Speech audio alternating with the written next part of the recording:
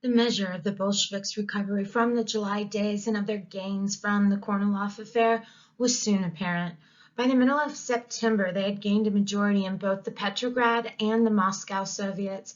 However, this should not be seen as indicating a large swing of opinion in their favor, but rather as a reflection of the changing character of the Soviets. In the first few months after the February Revolution, the meetings of the Soviets had been fully attended. Over 2,000 deputies had packed into the Petrograd Soviet, but as the months passed, enthusiasm waned. By the autumn of 1917, attendance was often down to a few hundred. This was a major advantage to the Bolsheviks. Their political dedication meant that they continued to turn up in force, while the members of the other parties attended irregularly. The result was that the Bolshevik Party exerted an influence out of proportion to its numbers. This was especially the case in regard to the composition of various subcommittees. Broadly, what happened in Petrograd following the Kornilov affair was that the Petrograd Soviet moved to the left, while the provisional government shifted to the right. This made some form of clash between the two bodies increasingly likely. Lenin put it as a matter of stark choice, either a Soviet government or Kornilovism. There is no middle course. From exile in Finland, Lenin consistently appealed to his party to prepare for the immediate overthrow of Kerensky's government. He claimed that his early estimate that would happen had proved wholly correct, that the provisional government, incapable of solving the war and land questions, was becoming increasingly reactionary. This left the Soviet as the only hope of true revolutionaries. He further argued that the Bolsheviks could not wait. They must seize the moment while the government was at its most vulnerable. Lenin's sense of urgency arose from his concern over two events that were due to take place in the fall, and which he calculated would seriously limit the Bolsheviks' freedom of action. One was the meeting of the All-Russian Congress of Soviets in late October. The other was the November election for the Constituent Assembly. He was convinced that the Bolsheviks would have to take power before these events occurred. If, under the banner "All Power to the Soviets," the Bolsheviks could topple the provisional government before the Congress met, they could then present their new authority as a fait accompli that the Congress would have no reason to reject. The elections to the Constituent Assembly presented a different problem.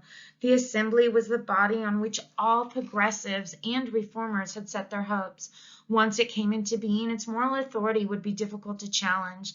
Lenin told his party that since it was impossible to forecast how successfully they would perform in the elections, they would have to be in power before the results were announced. This would provide the Bolsheviks with the authority to undermine the results should they go against the Bolsheviks. At the same time as Lenin pressed this policy upon his party, Kerensky tried to make his government less exposed by announcing plans for the creation of a pre-parliament with authority to advise the government. Lenin condemned this as a maneuver not to broaden the government's base, but to strengthen its grip on power.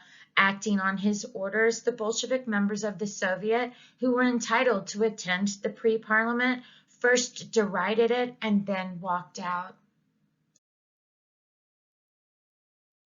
Emboldened by the Bolshevik success in undermining the pre-parliament, Lenin now began urging his party to prepare to overthrow the provisional government.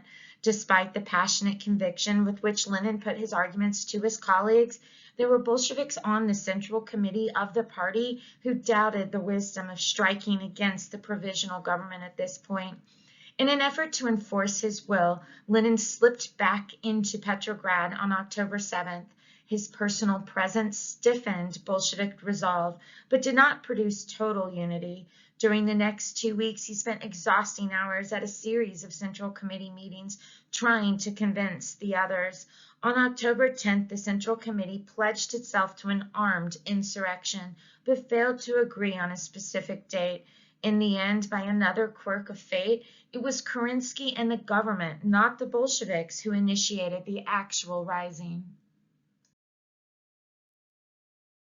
Rumors of an imminent Bolshevik coup had been circulating in Petrograd for some weeks, but it was not until an article written by two members of the Bolshevik Central Committee appeared in a journal that the authorities felt they had sure proof.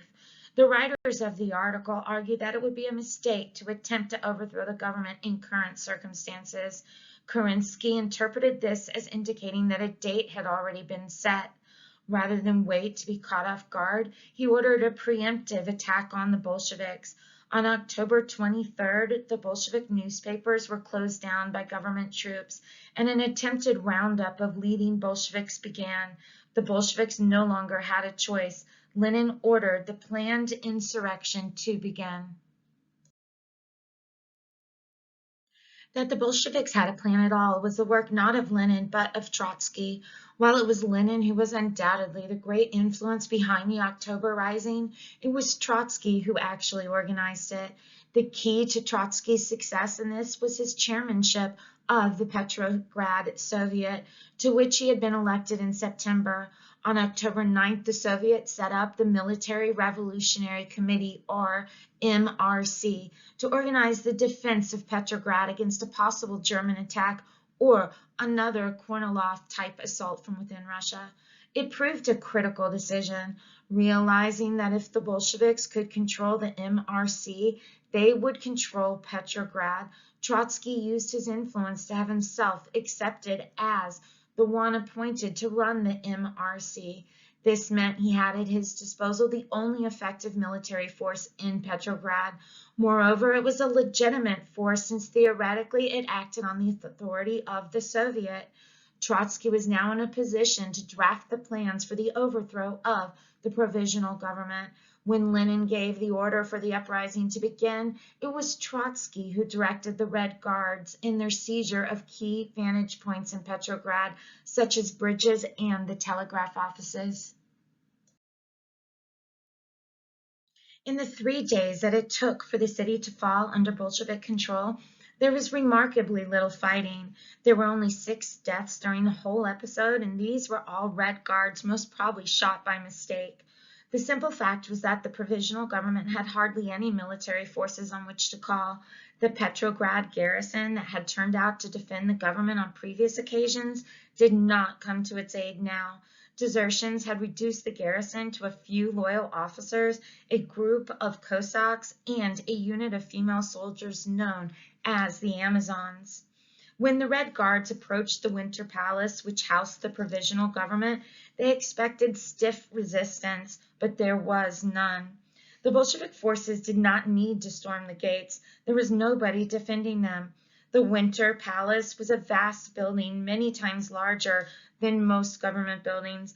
The Red Guard simply strolled in through the back doors. This was enough to make the defenders give up. The Cossacks walked off when confronted by the Red Guards. After that, it did not take much pressure to persuade the cadets and the Amazons that it was better for them to lay down their arms and go home rather than die in a futile struggle. The sounding of the guns and a prearranged signal by the pro-Bolshevik crew of the cruiser Aurora, moored in the river Neva, convinced the remaining members of government that their position was hopeless. As many as were able escaped unnoticed out of the building. Kerensky, having earlier left the city in a vain effort to raise loyal troops, fled to the American embassy. He later slipped out of Petrograd disguised as a female nurse and made his way to the United States, where he eventually became a professor of history. The Bolsheviks did not seize power, it fell into their hands.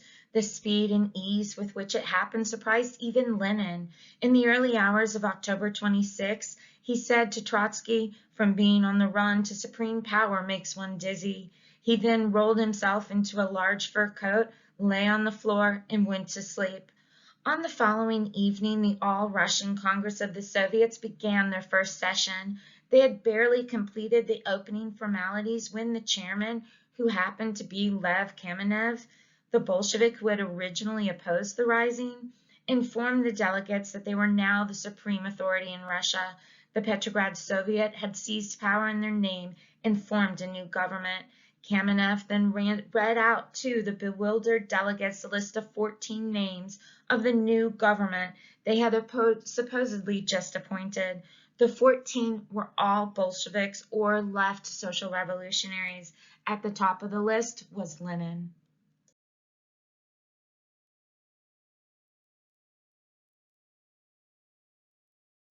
The right-wing social revolutionaries and the Mensheviks walked out, protesting that it was not a taking of power by the Soviets, but a Bolshevik coup.